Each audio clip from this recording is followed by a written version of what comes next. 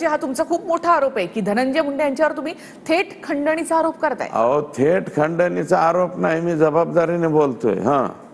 अजून काय म्हणायचं ते मान.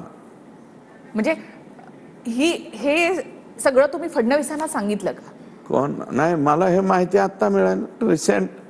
आगे आगे देखा है क्या म्हणतो ना मी, देखो होता है क्या. आता रिसेंट माहिती पुढे यायला लागली ना, हे कोणत्या तारखेला तिथं होते, काय झालं, नितीन बिकड कोण, काय कोण. आता शिक मागणे बाहेर लोक बाहेर यायला बोलतील आणि मला सांगण्याची काय गरज आहे. मला तर अशी जबाबदारीनं कळलंय, कोणाचा तरी पीए सीसीटीव्ही मध्ये सुद्धा अडकलाय आणि तेही आवादा कंपनीकडनं घेताना, अशी सुद्धा माहिती माझ्याकडे आली. कोण पीए?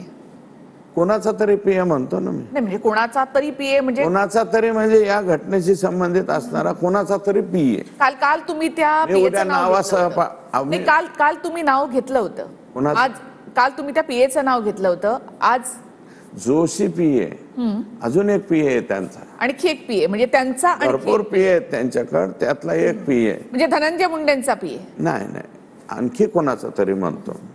पण माझा धनंजय मुंडे यांच्यावर खंडणीचा गुन्हा दाखल व्हावा अशी मागणी तुम्ही करणार आहात का? मागणी कशाला करेल, ते तपासात येईल ना, तपासात आल्यावरच ऑटोमॅटिक जाईल. इतकी सगळी माहिती तुम्ही या सगळ्यामध्ये दिली. तुम्ही म्हणताय की धनंजय मुंडे त्या मीटिंग मध्ये होते, हा खूप मोठा आरोप आहे तुमच्याकडून केला गेलेला. अहो जी सत्यता आहे ती मांडली. आरोप तुम्ही म्हणता, चला मी मान्य करते, मी म्हणतो, मी मी खोटा जर असेल, मी खोटा असेल तर आपली पोलीस यंत्रणा फार स्ट्रॉंग आहे ना, पोलीस तपासतील ना. आता ते तेली साहेब जे आमचे आयजी, त्यांची नेमणूक केली, ते जातील ना तिकडं. नाहीतर मुंबईची पोलीस पाहिल.